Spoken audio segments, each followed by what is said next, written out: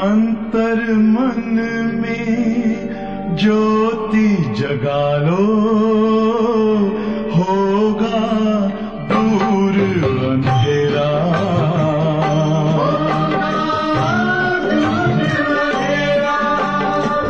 शिव का कर लो ध्यान, आ रहा पावन पुण्य सवेरा।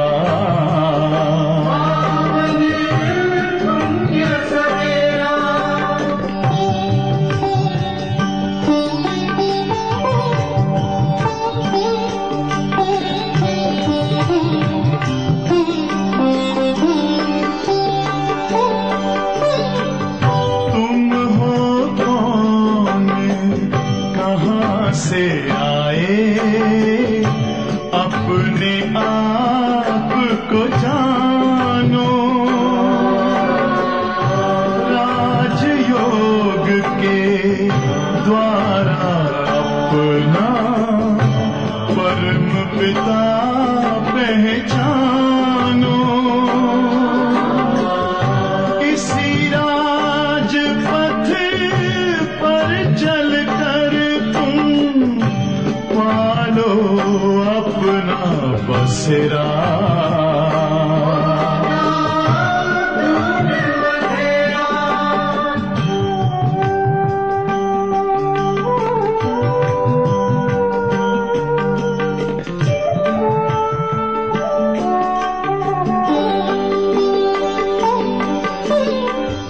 तुम हो आत्मा तन से न्यारे, परमात्मा को प्यारे। दिव्य गुणों को धारण करके योगी बनो दुलारे। ज्योति बिंदु ही तोड़ेगा ये माया मोह का घेरा।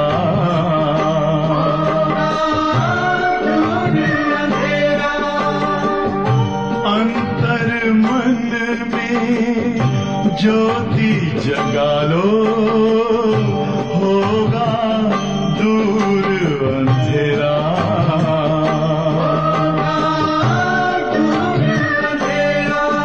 ओम शांति, ओम शांति, ओम शांति।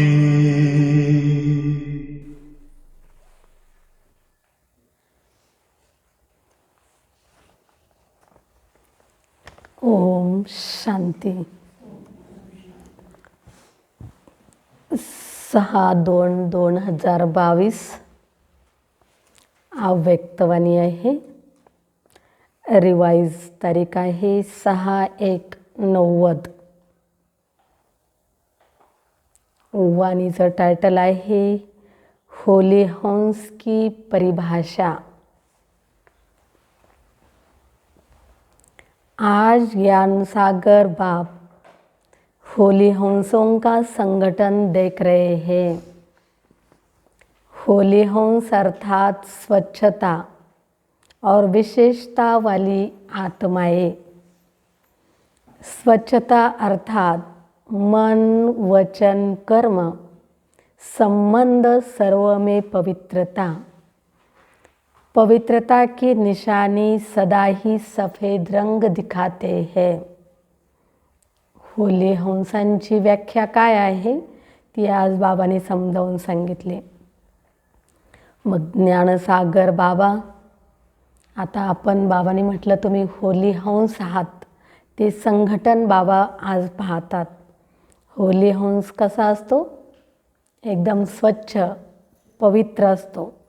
तसं बाबांनी म्हटलं की ही होली हंसांची सभा, तिच्यामध्ये पण आता किती स्वच्छता, मन वचन कर्माची संबंधामध्ये पवित्रतेची ती स्वच्छता असली पाहिजे. मग पवित्रतेची निशाणी काय दाखवतात? सफ़ेद रंग। आप होली हंस भी सफ़ेद वस्त्रधारी, साफ दिल अर्थात स्वच्छता स्वरूप हो। तन मन और दिल से सदा बेदाग अर्थात स्वच्छ हो।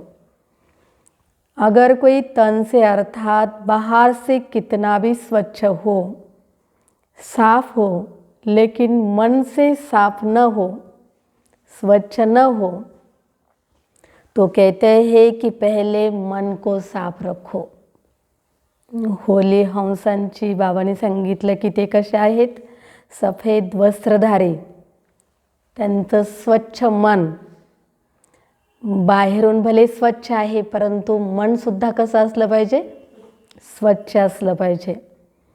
मग ती आता बाहेरची स्वच्छता झाली, पण बाबांनी म्हटलं की आता तुमची मनाची पण स्वच्छता असली पाहिजे।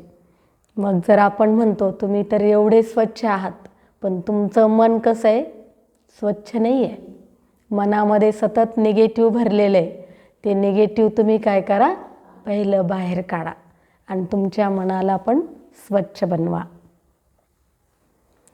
साफ मन व साफ दिल पर साहिब राजी होता है, साथ साथ साफ दिल वाले की सर्व मुराद अर्थात कामनाएं पूरी होती है।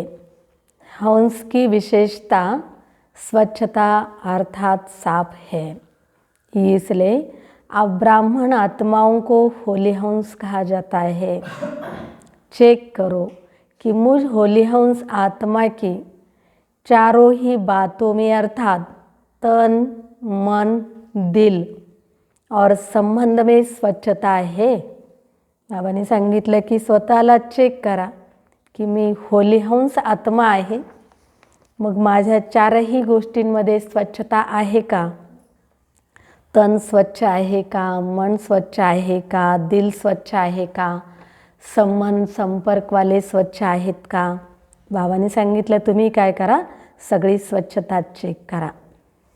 संपूर्ण स्वच्छता व पवित्रता यही इस संगम युग में सबका लक्ष्य है। इसलिए ही अब ब्राह्मण सो देवताओं को संपूर्ण पवित्र गाया जाता है। सिर्फ निर्विकारी नहीं कहते, लेकिन संपूर्ण निर्विकारी कहा जाता है। 16 कला संपन्न कहा जाता है।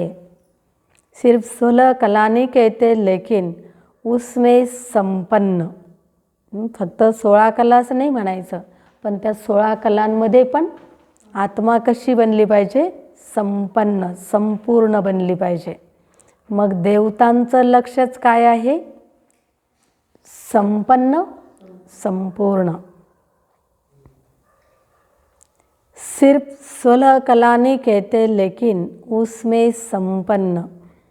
गायन आपके ही देवता रूप का है, लेकिन बने कब, ब्राह्मण जीवन में व देवता जीवन में।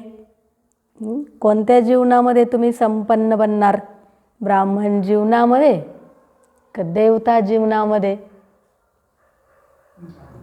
ब्राह्मण जीवनामध्ये संपन्न बनलो तर देवता संपन्न बनू। बनने का समय अब संगम युग है, इसलिए चेक करो कि कहाँ तक अर्थात कितने % में स्वच्छता अर्थात पवित्रता धारण की है। तन की स्वच्छता अर्थात सदा इस तन को आत्मा का मंदिर समझ उस स्मृति से स्वच्छ रखना। जितनी मूर्ति श्रेष्ठ होती है उतना ही मंदिर भी श्रेष्ठ होता है। बाबांनी काय म्हटलं की जितकी मूर्ती श्रेष्ठ असेल तेवढं ते मंदिर पण कसं असतं, श्रेष्ठ असतं, स्वच्छ असतं। मग तसं बाबांनी सांगितलं की तुम्ही आता हे एक शरीर काय आहे, मंदिर आहे, आणि त्या शरीरामध्ये ती आत्मा बसलेली आहे, ती आहे मूर्ती। मग ती मूर्ती किती स्वच्छ आहे, मग तेवढं आपलं शरीर स्वच्छ आहे का। बाबांनी सांगितलं ते तुम्ही चेक करा। जर मनाची स्वच्छता असेल ती मंदिरात मूर्ती जर श्रेष्ठ असेल तर ते मंदिर पण किती स्वच्छ असतं. तसं बाबांनी म्हटलं की तुम्ही आता त्या शरीररूपी मंदिरामध्ये ती आत्मा मूर्ती श्रेष्ठ आहे ती बसलेली आहे. तो आप श्रेष्ठ मूर्तिया हो या साधारण हो, ब्राह्मण आत्माएं सारे कल्प में नंबर 1 श्रेष्ठ आत्माएं.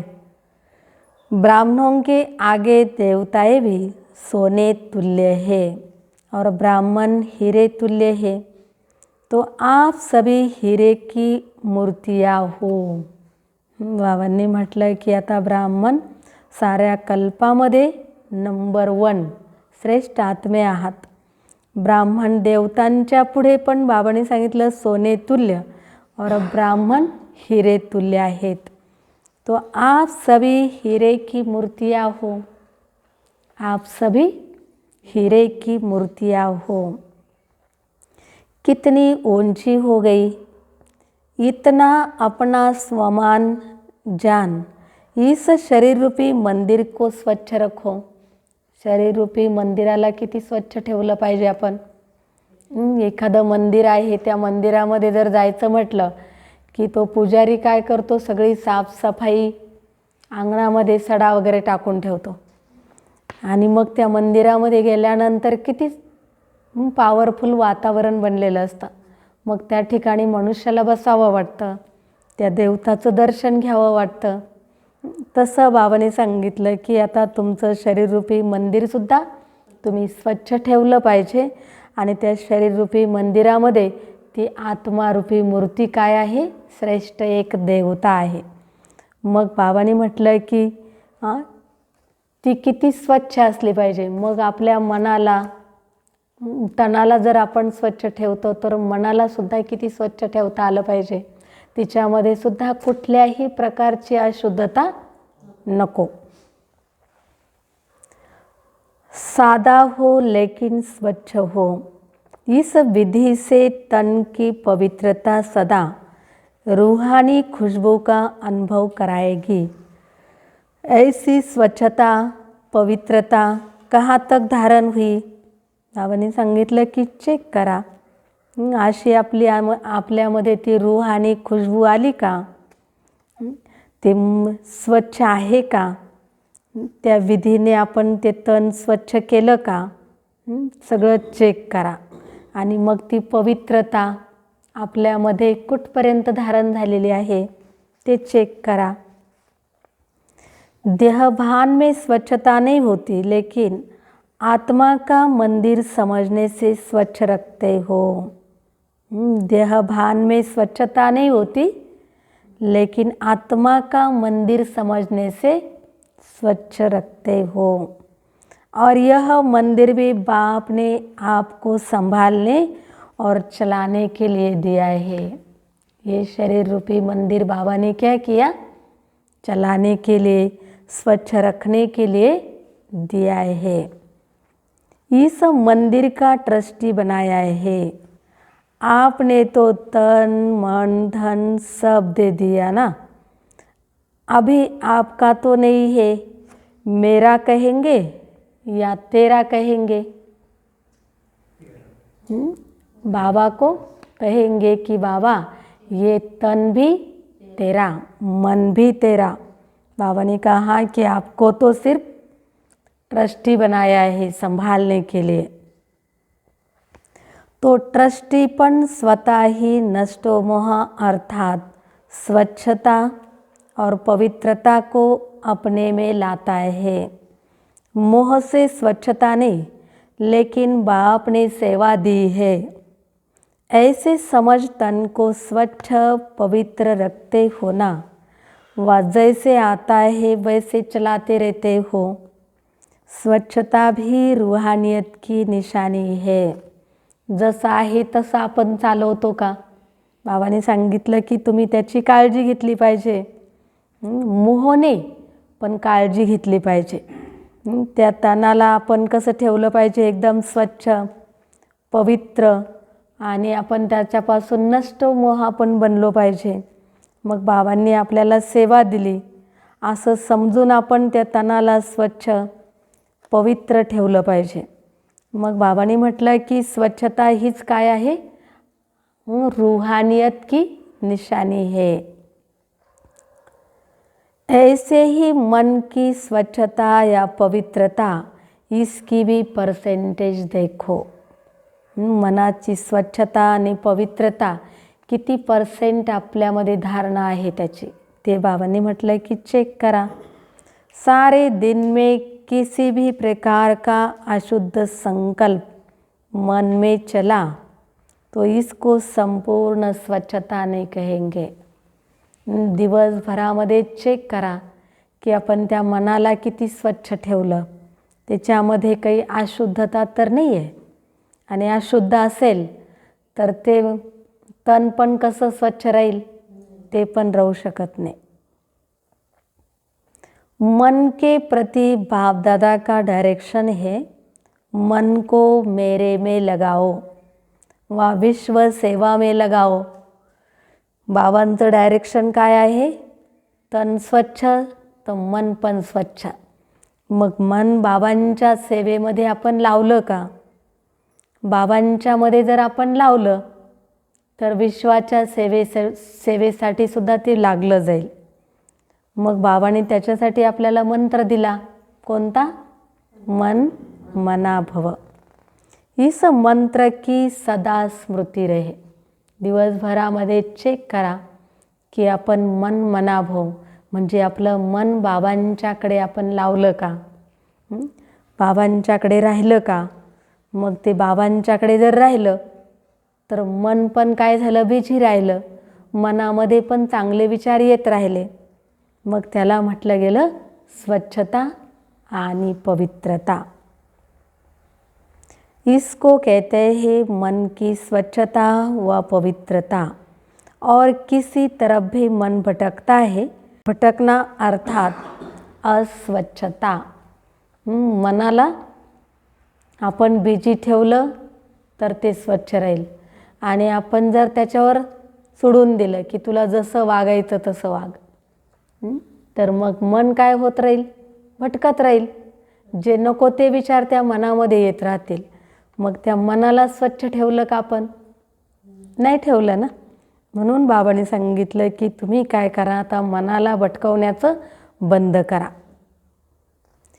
इस विधि से चेक करो कि कितनी % में स्वच्छता धारण हुई. विस्तार तो जानते हो ना. तिसरी बात, दिल की स्वच्छता. एक झाली तनाची स्वच्छता, दुसरी झाली मनाची स्वच्छता आणि तिसरी आहे आपल्या दिलची स्वच्छता. इसको भी जानते हो कि सच्चाई ही सफाई है.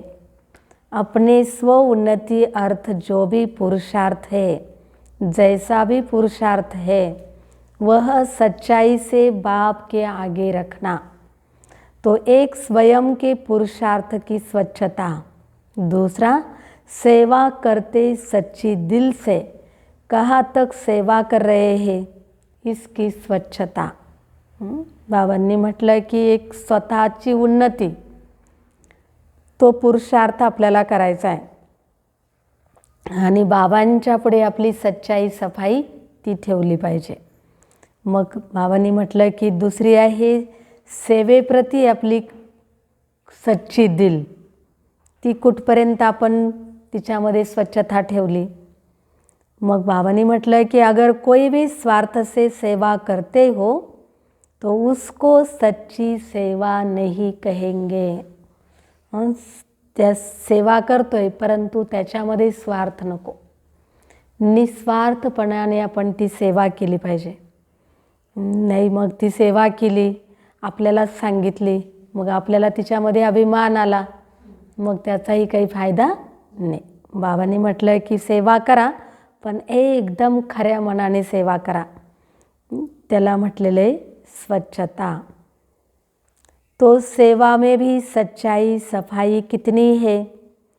कोई कोई सोचते हैं कि सेवा तो करनी ही पड़ेगी, जैसे लौकिक गवर्नमेंट की ड्यूटी है, चाहे सच्ची दिल से करो चाहे मजबूरी से करो, चाहे अलबेले बन के करो, करनी पडती है ना. बाहेर जी ड्युटी असते ती काय करतात, पेमेंट घ्यायचं असतं. म्हणून मग आता ते गव्हर्नमेंटचे पण रूल पाळलेच पाहिजे ना, वेळेला हजर झालं पाहिजे. मग ती भले मजबुरीने तुम्ही ते नियम पालन करा, नाही तर खऱ्या मनाने करा, पण तुम्हाला त्या नियमाप्रमाणे चालावंच लागेल. मग तसं बाबांनी म्हटलं की ती असते 8 घंटेची तुमची सर्व्हिस. तसं बाबांनी म्हटलं की तुम्हाला बाबांची सेवा करायची आहे, मग ती एकदम उमंग उत्साहाने करा. नाही तर जाऊ द्या, आता आपल्याला सेवा सांगितलीच आहे, मग ती काही का होईना आपल्याला आता करावीच लागेल. मग मजबुरीने जर केली तर त्याला मार्क मिळतील का? नाही मिळणार ना. प्रेमाने केली, हाजीचा पार्ट बनून जर केली तर तिच्यामध्ये 100% मार्क्स तुम्हाला निश्चितच मिळतील. मग बाबांनी म्हटलं, कैसे भी 8 घंटे पास करने ही है, ऐसे इस ऑलमाइटी गवर्नमेंट द्वारा ड्यूटी मिली हुई है. ऐसे समझ के सेवा करना, इसको सच्ची सेवा नहीं कहा जाता. ड्यूटी सिर्फ नहीं है, लेकिन ब्राह्मण आत्माओं का निजी संस्कार ही सेवा आहे. ब्राह्मण आत्म्यांचा तो निजी संस्कारच आहे की आपल्याला बाबांची सेवा मिळाली. आपलं किती मोठं भाग्य आहे आणि ती सेवा आपल्याला करायची आहे. मग आपल्याला ती ड्युटी म्हणून नाही करायची. ड्युटी म्हटलं की त्या ठिकाणी मजबुरी आली, अलबेला पण आला. मग बाबांनी म्हटलं की जर ड्युटी समजलं की मग त्या ठिकाणी देहाभिमान येईल. देही अभिमानी बनून आपल्याला सेवा करायची आहे.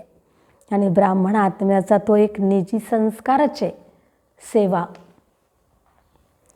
तो संस्कार स्वतः ही सच्ची सेवा के बिना रहने नहीं देते.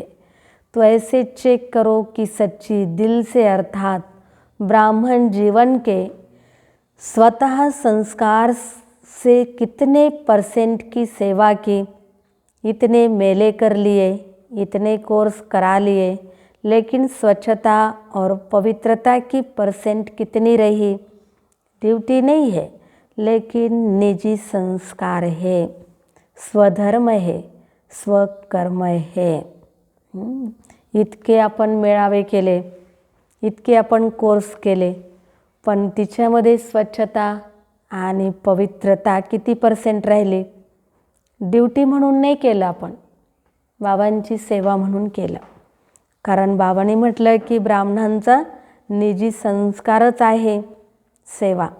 मग आपला आत्म्याचा स्वधर्मच काय आहे, स्वकर्म काय आहे, आपली सेवा. मग ती सेवा कशी करायची आपण बाबांनी आपल्याला सांगितलं. ती मग कोणी पर्सेंटेजमध्ये कराल, तर कोणी एकदम संपूर्ण त्याच्यात स्वभाव होऊन करेल. मग जो स्वभाव होऊन करेल त्याला 100% मार्क्स निश्चितच मिळतील. चौथी बात, संबंध में स्वच्छता. इसका सार रूप में विशेष यह चेक करो कि संतुष्टता रूपी स्वच्छता कितने % में है. सारे दिन में भिन्न भिन्न वैरायटी आत्माओं से संबंध होता है. 3 प्रकार के संबंध में आते हो. एक, ब्राह्मण परिवार के. दूसरा, आए हुए जिज्ञासु आत्माओं के. तीसरा, लौकिक परिवार के. तीनों ही संबंध में सारे दिन में स्वयं की संतुष्टता और संबंध में आने वाली दूसरी आत्माओं की संतुष्टता की % कितनी रही. संतुष्टता की निशानी स्वयं भी मन से हल्के और खुश रहेंगे और दूसरे भी खुश होंगे. बाबांनी चौथी कोणत्या गोष्टीमध्ये स्वच्छता असली पाहिजे, संबंधामध्ये स्वच्छता असली पाहिजे. बाबांनी म्हटलं की ते चेक करा. मग संतुष्टता रूपी स्वच्छता कितने % में है. मग संपूर्ण दिवसभरामध्ये आपल्याबरोबर कोणत्या कोणत्या लोकांचा संबंध येतो? बाबांनी म्हटलं की 3 प्रकारचे संबंध असतात. मग एक येतो आपण सकाळी सकाळी ब्राह्मण परिवारामध्ये, आणि दुसरा येतो आपण बाहेर पडल्यानंतर इतर जिज्ञासू, आणि तिसरा आहे बाबांनी सांगितलं की लौकिक परिवार. मग ह्यात तिन्ही संबंधामध्ये संतुष्टता राहिली का? मग ती संतुष्टता किती % राहिली, मग ती चेक करा. मग बाबांनी सांगितलं की संतुष्टतेची निशाणी स्वतः मनाने हलके आणि खुश राहिले का? इतरांना आपण खुश केलं का? आणि बाबांनी म्हटलं की असंतुष्टता की निशानी स्वयं भी मन से भारी होंगे. अगर सच्चे पुरुषार्थी है तो बार बार न चाहते भी ये संकल्प आता रहेगा कि ऐसे नहीं बोलते, ऐसे नहीं करते तो अच्छा, यह बोलते थे, यह करते थे, यह आता रहेगा. अलबेले पुरुषार्थी को यह भी नहीं आएगा तो यह बोझ खुश रहने नहीं देगा, हलका रहने नहीं देगा. बाबांनी काय म्हटलं की आता असंतुष्टतेची निशाणी स्वतः आपण मनाने एकदम भारी राहाल.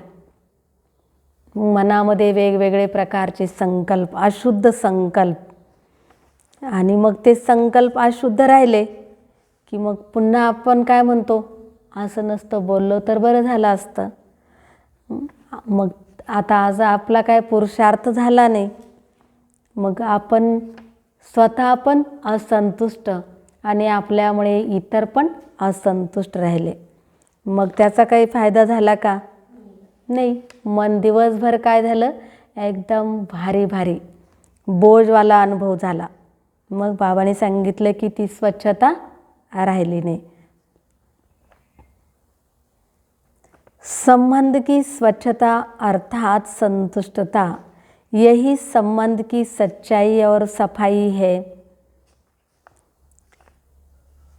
इसलिए आप कहते हो सच तो बीठो नच, अर्थात सच्चा सदा खुशी में नाचता रहेगा. तो सुना होली हंस की परिभाषा.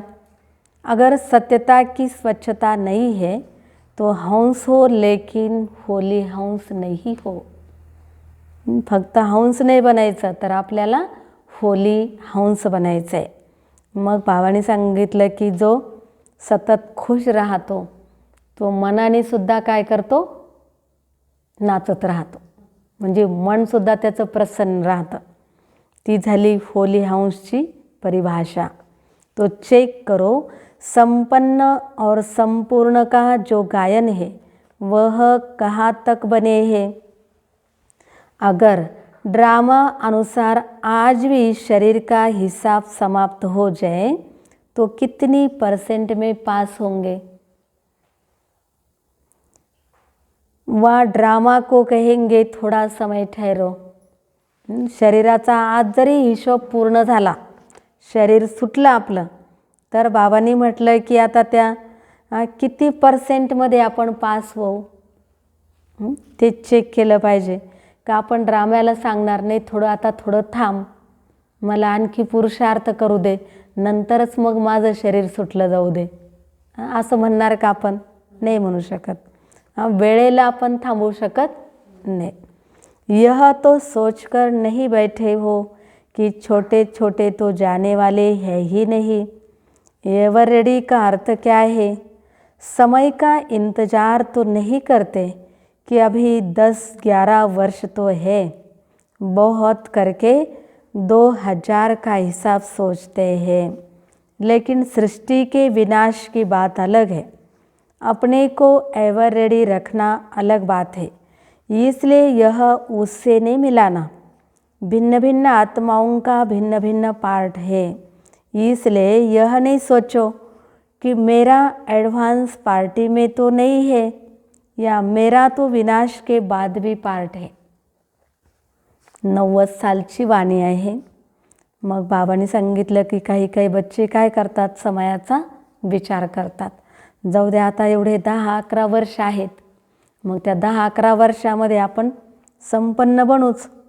आणि आता 2000पर्यंत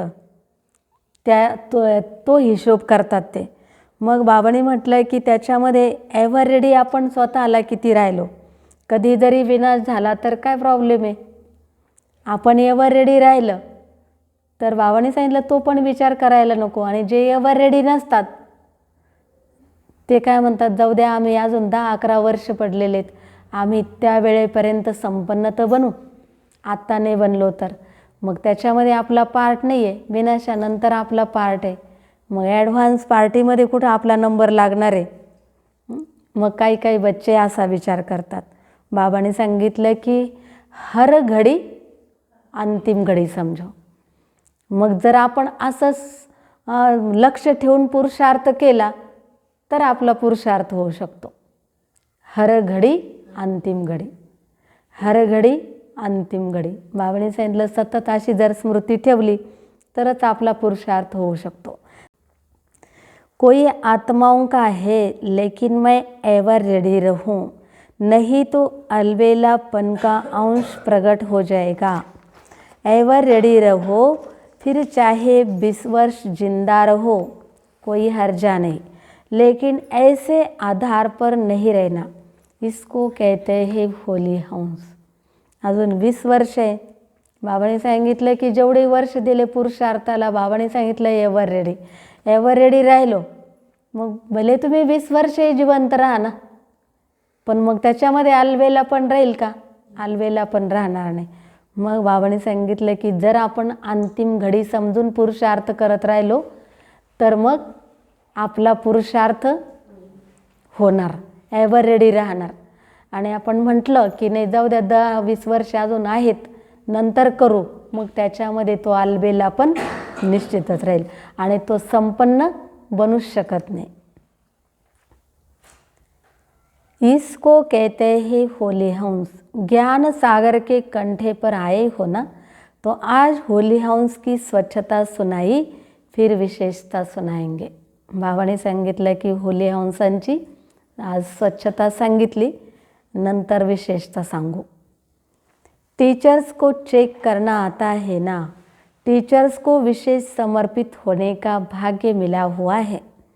चाहे प्रवृत्ति वाले भी मन से समर्पित है, फिर भी टीचर्स का विशेष भाग्य है. काम ही याद और सेवा का है. चाहे खाना बनाती या कपड़े धुलाई करती, वह भी यज्ञ सेवा है. वह भी अलौकिक जीवन प्रति सेवा करती हो. प्रवृत्ति वालों को दोनों तरफ निभाना पड़ता है. आपको तो एक ही काम है ना, डबल तो नहीं है. टीचर्स बाबांनी सांगितले की त्यांनी चेक करा की तुम्ही विशेष समर्पित होण्याचं भाग्य तुम्हाला मिळालेलं आहे. मग तुमची सेवा काय आहे की भोजन बनवणं आणि कपडे धुलाई करणं, हे तुमची सेवा झाली. पण बाबांनी सांगितलं की वह अलौकिक जीवन प्रति सेवा करते हो. आमचं जीवन कसं आहे हे अलौकिक, आणि प्रवृत्तीवाल्यांना काय करावं लागतं, लौकिक आणि अलौकिक दोन्हींचाही बॅलन्स ठेवावा लागतो.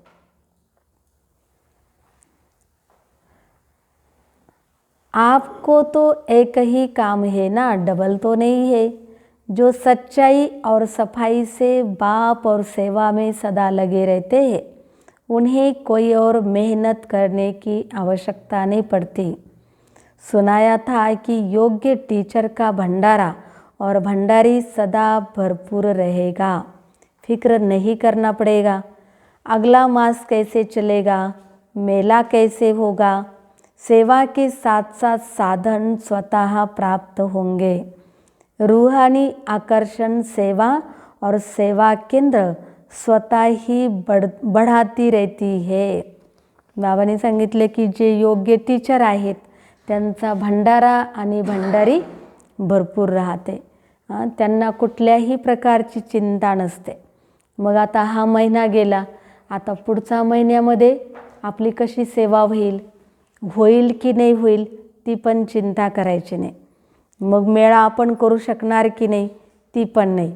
बाबांनी सांगितलं की रूहानी आकर्षण सेवा और सेवा केंद्र स्वतः ही बढ़ाती रहती है. आणि बाबांवर जर आपण सगळ्या चिंता सोपवून दिल्या तर बाबांनी सांगितलं की टेन्शन फ्री राहायचं. टेन्शन घेऊन जर तुम्ही सेवा केली तर मग तुम्ही टेन्शनमध्येच राहाल, सेवा पण काही होऊ शकणार नाही. जब ज़्यादा सोचते हो कि जिज्ञासु क्यों नहीं बढ़ते, ठहरते क्यों नहीं, चले क्यों जाते, तो जिज्ञासु नहीं ठहरते. विद्यार्थी आले, आपण म्हणतो की विद्यार्थी का वाढत नाही, विद्यार्थी टिकून का राहत नाही, तर बाबांनी सांगितलं ते टिकून राहणारच नाही, येणार आणि जाणार.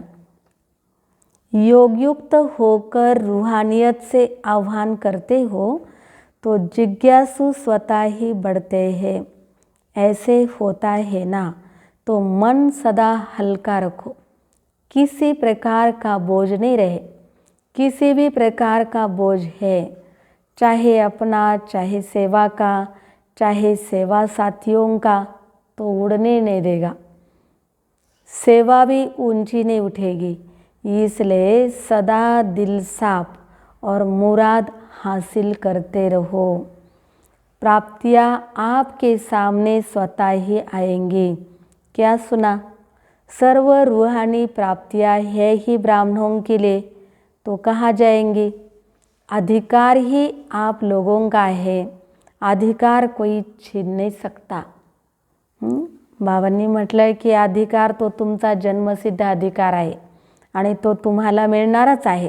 आणि आपण जर अशी चिंता करत राहिलो, आता सेवा कशी होईल, आपल्याला सेवासाठी मिळाली पाहिजे आणि मग ही सेवा आपल्याला वरती उठू देत नाही आहे. बाबांनी सांगितलं की दिल साफ मुराद हासिल.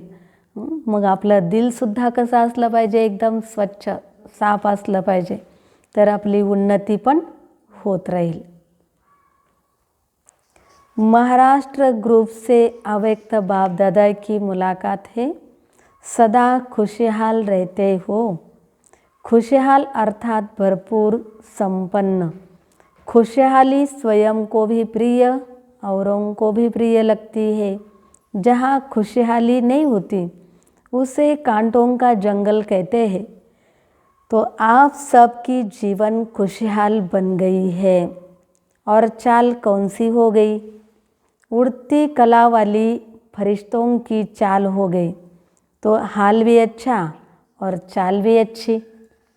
खुशहाल आपलं जीवन कसं असलं पाहिजे? खुशहाल म्हणजे भरपूर संपन्न असलं पाहिजे. मग बाबांनी सांगितलं की आता हे आहेच काट्यांचं जंगल. मग आता काट्यांच्या जंगलामध्ये राहून आपलं जीवन कसं बनवायचं आहे? खुशहाल बनवायचं आहे, भरपूर बनवायचं आहे, संपन्न बनवायचं आहे. मग बाबांनी म्हटलं आहे की आपलं उडती कला आता ही फरिश्तांची चाल आहे. मग ते हाल भी अच्छा और चाल भी अच्छी. दुनिया वाले मिलते हैं तो हालचाल पूछते हैं ना. एकमेकांना विचारतात ना की तुम्ही कसे आहात. कोणी म्हणतं आम्ही चांगले आहोत, कोणी लगेच काय म्हणतात, काय सांगावं आमच्या जीवनाची कहाणी तुम्हाला, की खूप आमच्या जीवनामध्ये दुःख आहे, आणि मग ते दुःख सांगायला सुरुवात करतात. तर बाबांनी म्हटलं की आता बाबांचे बनलात तर तुमचं जीवनसुद्धा कसं असलं पाहिजे? एकदम भरपूर. हाल है खुशहाल और चाल है फरिश्तों की चाल, दोनों ही अच्छे हैं ना. खुशहाली में कोई कांटे नहीं आएंगे. पहले कांटों के जंगल में जीवन थी, अभी बदल गई.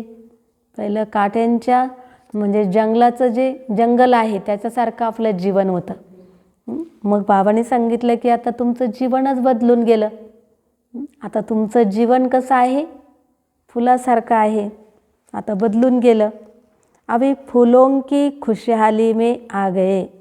सदा जीवन में दिव्य गुणों के फूलों की फुलवाड़ी लगी हुई है. दिव्य गुणों के गुलदस्ते का चित्र बनाते हैं ना. वह दिव्य गुणों का गुलदस्ता कौन सा है? आप हो ना या दुसरे कोई है? दिव्य गुणांचा पुष्पगुच्छ आपल्याला बनवलं आहे बाबाने. बाबाने सांगितलं की दुनियेमध्ये तर काटेच आहेत, दुःखच आहेत आणि दिवसेंदिवस दुःखही वाढत जाणार आहे. पण बाबांनी आपलं जीवन, बाबांच्याकडे आलो आणि आपलं जीवन बदलून गेलं. मग बाबांनी सांगितलं की कांटों का कभी गुलदस्ता नहीं बनता, फुलों का गुलदस्ता बनता है. आपलं जीवन काय आहे? फुलोंचा गुलदस्ता. सिर्फ पत्ते ही होंगे तो भी कहेंगे गुलदस्ता ठीक नहीं है. गुलदस्ता बनवलाय पण त्याच्यामध्ये नुसते आपण पानच घेत राहिलो तर तो गुलदस्ता पण चांगला वाटणार नाही. त्याच्यामध्ये काय असले पाहिजे? जादा फुलं असले पाहिजे. आणि सगळ्यात गुलदस्ता कोणता चांगला वाटतो? गुलाबाची फुलं जर असतील ना तर एकदम सुंदर गुलदस्ता छान वाटतो. एकदम देणाऱ्याला पण छान आणि घेणाऱ्याला पण छान वाटतो, ॲट्रॅक्ट वाटतो. तसं बाबांनी सांगितलं की आता तुमचं जीवनसुद्धा कसं असलं पाहिजे? दिव्य गुणांचा गुलदस्ता बनला पाहिजे. मग आता आपल्यामध्ये किती दिव्य गुण आहेत तर ते पण आपण चेक केलं पाहिजे. तो आप स्वयं दिव्य गुणों का गुलदस्ता अर्थात खुशहाल हो गए. जो भी आपके संपर्क में आएगा उसे दिव्य गुणों के फूलों की खुशबू आती रहेगी और खुशहाली देख करके खुश होंगे, शक्ति का भी अनुभव करेंगे. इसलिए आजकल डॉक्टर्स भी कहते हैं बगीचे में जाकर पैदल करो. ज्यांचं मन खूप भारी आहे, तन भारी आहे, डॉक्टरांकडे जातात. डॉक्टर पण काय सांगतात की तुम्ही काय करा? बगीचेमध्ये फिरायला जात जा. म्हणजे ते फुलं पाहून एकदम तुम्ही त्या ठिकाणी आकर्षित व्हाल. तुमचं मनसुद्धा बदलून जाईल. मन बदललं तर तुमचं तनसुद्धा बदलेल. तो खुशहाली औरों को भी शक्तिशाली बनाती है और खुशी में भी लाती है. इसलिए आप लोग कहते हो कि हम एवर हैप्पी है. चैलेंज भी करते हो कि अगर किसी को एवर हैप्पी बनना हो तो हमारे पास आए. कोणाला जर चांगलं जीवन बनवायचं असेल तर तुम्ही सुद्धा आमच्या सत्संगामध्ये या. तुमचं पण जीवन चांगलं बदलून जाईल. आपण पण इतरांना सांगतो. आपण पण ज्या वेळेला या ठिकाणी येतो मनुष्याला कोणतं ना कोणतं दुःख निश्चित असतं. पण ज्ञान मिळालं, बाबांच्या बरोबर आपलं चांगलं कनेक्शन जुटलं की लगेच आपल्या जीवनामध्ये बदल व्हायला सुरुवात होते. आपल्या मनामध्ये चांगले चांगले विचार येतात. मग मनामध्ये चांगले विचार आले की आपला चेहरासुद्धा एकदम प्रसन्न दिसायला लागतो. मन प्रसन्न असलं तर तनसुद्धा ॲटोमॅटिक प्रसन्न होतं. मग बाबांनी सांगितलं की इतर जण तुम्हाला विचारतात की असं त्या ठिकाणी काय आहे की तुम्ही एकदम प्रसन्न दिसता. मग त्यांना आपण बाबांचा संदेश द्यायला सुरुवात करतो आणि त्यांनाही सांगतो की तुम्ही पण आमच्या सेवा केंद्रावर या. तुम्हाला पण त्या ठिकाणी तुमचं पण जीवन चांगलं बदलून जाईल. तुम्हाला पण जी सुख शांती हवी ती पण तुम्हाला मिळून जाईल. मग बाबांनी सांगितलं की त्यांचं जीवनसुद्धा बदलून जातं. आप सभी को बाप की स्मृति दिलाएंगे तो एवर हेल्दी, एवर वेल्दी और एवर हैप्पी. यह आपका जन्मसिद्ध अधिकार है. यह अधिकार आपको तो मिल गया ना. सभी को कहते हो कि जन्मसिद्ध अधिकार है. चाहे शरीर बीमार भी हो तो भी मन तंदुरुस्त है ना. मन खुश तो जहान खुश और मन बीमार तो शरीर पीला हो जाता आहे ना. मनामध्ये जशा प्रकारचे विचार चालले तसे ते त्या प्रकारचे काय होतात? लहरी त्या शरीरावर पण पसरतात आणि मग ते मन पण बिमार, शरीर पण बिमार होऊन जातं. जर मनाला आपण चांगला चांगला खुराक दिला, चांगले चांगले विचार दिले सकाळी सकाळी तर दिवसभर त्या शरीरावर सुद्धा तसाच प्रभाव राहतो आणि ते शरीरसुद्धा काय होतं? चांगलं राहतं. म्हणून बाबाने सांगितलं की मन खुश, जहान खुश, जीवन खुश. इसलिए एवर हेल्दी भी हो, वेल्दी भी हो और हैप्पी भी हो। एवर हेल्दी, वेल्दी और हैप्पी। जब स्वयं हो तब दूसरे को चैलेंज कर सकते हो, नहीं तो चैलेंज नहीं कर सकते। अपने को देखकर औरों के ऊपर रहम आता है, क्योंकि अपना परिवार आहे ना। कोणी जर दुःखी परिवार असेल तर आपल्याला सुद्धा काय होतं, आपण म्हणतो कशी यांची हालत आहे। आपल्यावर पण नकळत ते विचार येऊन पडतात। मग बाबांनी सांगितलं की त्या परिवाराला सुद्धा तुम्ही काय करा, त्याला सुद्धा तुम्ही चांगले चांगले विचार द्या, तो परिवार सुद्धा बदलून जाईल। चाहे कैसी भी आत्माएं हैं, लेकिन तो एक ही परिवार के जिसको भी देखेंगे तो महसूस करेंगे कि यह हमारा ही भाई है, हमारे ही परिवार का है। परिवार में भी कोई नज़दीक के होते हैं, कोई दूर के होते हैं, लेकिन कहेंगे तो परिवार के ना। सारा विश्वच आपला परिवार आहे। मग फक्त आपल्या परिवाराप्रतीच चांगला विचार करायचा आणि इतरांप्रती नाही करायचा असं नाही। मग बाबांनी सांगितलं की काय करा, विश्वच माझा परिवार आहे, म्हणजे त्यांना पण चांगले व्हायब्रेशन पोहोचून जातील आणि ते विश्वसुद्धा काय बनेल, चांगला बनेल। जैसे बाप रहम दिल है, बाप से यही मांगते हैं कि कृपा करो, रहम करो, तो आप भी कृपा करेंगे, रहम करेंगे ना, क्योंकि बाप समान निमित्त बने हुए हो। ब्राह्मण आत्मा को कभी भी किसी के प्रति घृणा नहीं आ सकती। रहम आएगा, घृणा नहीं आ सकती। बाबांनी काय म्हटलं की सगळ्यांच्या प्रती बाबाकडे, बाबाला सांगा की बाबा सगळ्यांवरती कृपा करतात।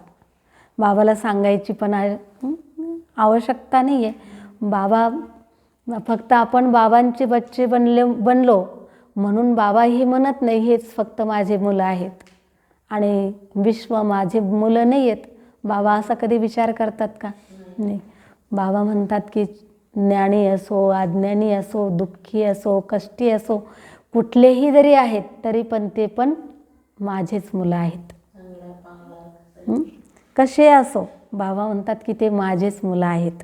मग बाबाला आपल्याला सांगावं लागत नाही, बाबा तुम्ही यांच्यावर पण दया करा, यांच्यावर पण कृपा करा, यांना पण आशीर्वाद द्या, असं सांगावं लागत नाही। मग बाबांनी म्हटलं की आपण पण सुद्धा सगळ्यांवरती काय पाहिजे, आपली रहम भावना, दयेची भावना असली पाहिजे। मग बाबांनी सांगितलं की कुणावरही आपली घृणा नको। रहम आएगा, घृणा नहीं आ सकती, क्योंकि जानते हैं कि चाहे कंस हो, चाहे जरासंधी हो, चाहे रावण हो, कोई भी हो, लेकिन फिर भी रहमदिल बाप के बच्चे घृणा नहीं करेंगे, परिवर्तन की भावना रखेंगे, कल्याण की भावना रखेंगे। कशीही आत्मा असू दे पण घृणा नको, बाबाने सांगितलं। त्याच्याकडे पण परिवर्तनाची भावना असली पाहिजे, कल्याणाची भावना ठेवा। फिर भी अपना परिवार है, परवश है, परिवार के ऊपर कभी घृणा नहीं आती। परिवारातला सदस्य कसाही असू द्या, दारू पिणारा असू द्या, अशुद्ध खानपानावाला असू द्या, तरी पण त्याच्यावर कधी घृणा येते का आपल्याला? नाही येत का? तो आपला आहे ना। तसा सारा विश्वसुद्धा आपला परिवार आहे। त्याच्यावर तुम्ही चला त्यांना प्रेमाने ते 2 शब्द बोलू शकता, त्यांच्याप्रती चांगली शुभभावना ठेवू तर शकता। बाबांनी सांगितलं की घृणा करू नका। तो परवश के ऊपर दया आती है, रहम आता है। जहाँ घृणा नहीं आएगी वहाँ क्रोध भी नहीं आएगा। जिथं घृणा येणार नाही तिथं क्रोधसुद्धा येणार नाही। जब घृणा आती है तो जोश आता है, क्रोध आता है। जहाँ रहम होता है वहाँ शांति का दान देंगे। दाता के बच्चे हो ना तो शांती देंगे ना। बाबा जशी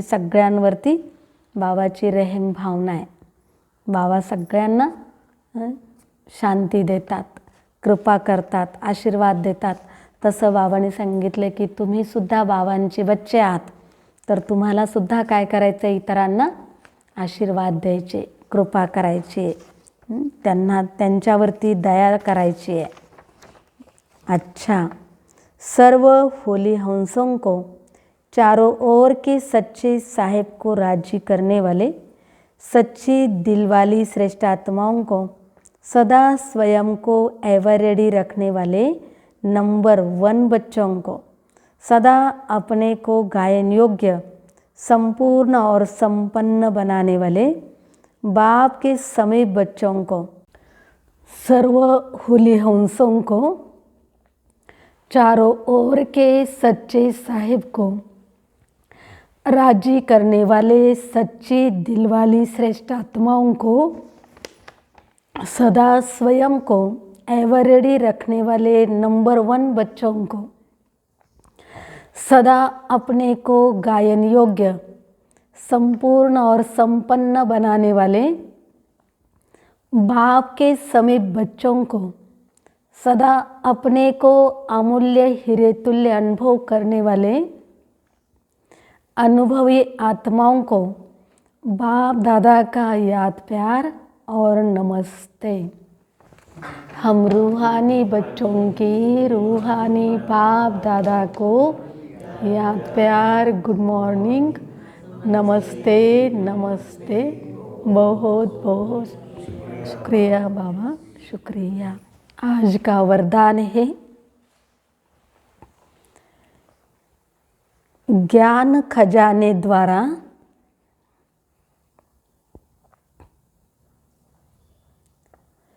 मुक्ति, जीवन मुक्ति का अनुभव करने वाले सर्व बंधन मुक्त भव।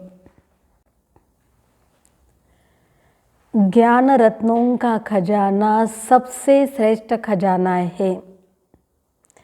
इस खजाने द्वारा इस समय ही मुक्ति, जीवन मुक्ति की अनुभूति कर सकते हो। ज्ञानी तो आत्मा वह है जो दुख और अशांति के सब कारण समाप्त कर अनेक अनेक बंधनों की रस्सियों को काटकर मुक्ति व जीवन मुक्ति का अनुभव करे।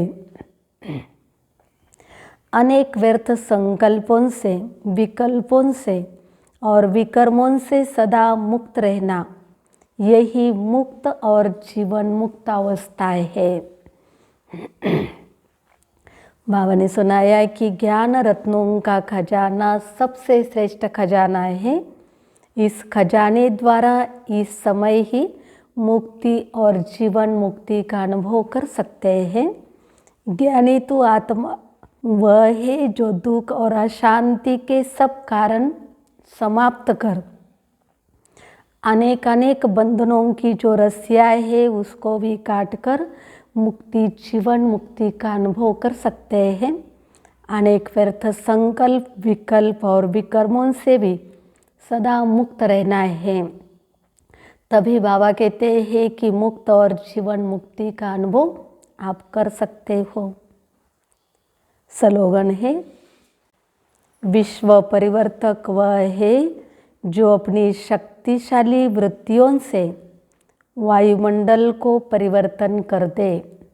अच्छा, ओम शांति।